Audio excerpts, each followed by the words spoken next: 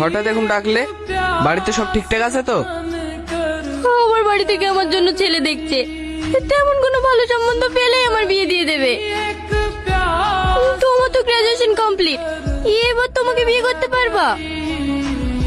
দেখো সাথী, তুমি তো জানোই আমার পরিবারের অবস্থা কেমন। আমাকে আর একটু সময় দাও। আমি নিজের পায়ে না দাঁড়িয়ে তোমাকে বিয়ে করতে পারবো না। থাক, তোমাকে আর কিছু করতে হবে না। যদি তুমি আমাকে ভালোবাসতে তাহলে ঠিক আছে, দিনে কিছু একটা করতে। তুমি যদি আমাকে না বুঝো তাহলে কে বুঝবে বলো? আমি তো চেষ্টা করছি, তাই না? থাকো তুমি তোমার বুঝ নিয়ে, আমাকে বোঝাতে এসো না। শোনো সাথী, আমার কথাটা শোনো।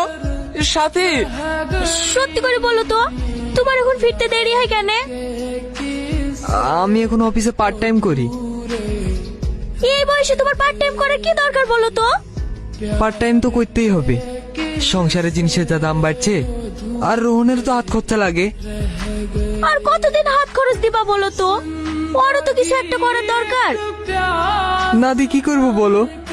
ছোট থেকে ওকে একটা হুকুম পর্যন্ত করিনি, সেই ছেলেকে আমি কি করে কাজ করার কথা বলবো? রোহনের লেগে পাড়ার লোকে কত কি বলে, আমরা নাকি ঘরে সার বড় করছি। আজ তো বলো, ও শুনতে পেলে কষ্ট পাবে। আর কতদিন এভাবে জেদ ধরে বসে থাকবি বল? এবার তো বিয়ে কর। না মা, আমি বিয়ে করলে রোহনকেই করব। কিন্তু ও তো বেকার, তোর জন্য এখন ভালো ভালো জায়গা থেকে পাত্র আসছে, তুই আর না করিস নি মা। রোহনকে আর কিছুদিন সময় দাও মা, ও কোনো না কোনো একটা চাকরি জোগাড় করে ফেলবে। আর কতদিন সময় দেব? আজ 2 বছর হয়ে গেল তুই আমাদেরকে এই কথা বলে থামিয়ে রেখেছিস, এখনো পর্যন্ত কোনো একটা কাজ ম্যানেজ করতে পারলো না।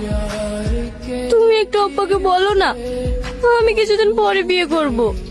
আমি আর তোর আব্বাকে থামিয়ে রাখতে পারবো না। আসছি মা।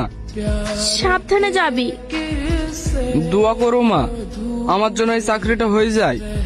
তোর জন্য আমি সব সময় দোয়া করি, আল্লাহ যেন তোর সব ইচ্ছা পূরণ করে। চাইছে রাজপুত্র এত বড় হয়ে গেছে, সংসারে কোনো সাহায্য করতে পারে না, পড়াশোনা করেও তো বাপটাকে উদ্ধার করতে পারলো না। ইয়াসিন, তুই এখানে? আমি তো এই অফিসে চাকরি করি। তোর কি খবর বল? বাড়ির সবাই ভালো আছে তো?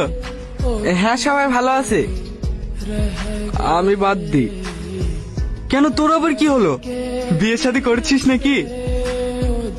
না না, এখনো তো কোনো কাজে ম্যানেজ করতে পারিনি। বিয়ে শাদী তো দূরে থাকলো। তাহলে সাথী, ওর বিয়ে হয়ে গেছে? না, ও আমার অপেক্ষাতেই বসে আছে। তুই এখানে ইন্টারভিউ দিতে এসছিস? হ্যাঁ।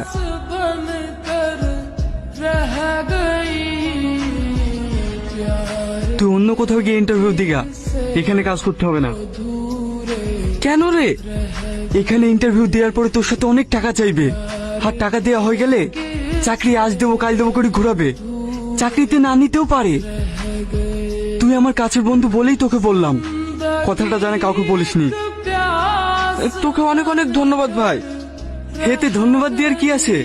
আমি কখনোই চাইনি তোর সাথে এমন দুর্ঘটনা ঘটুক। থাক তাহলে, আমার আবার একটু কাজ আছে।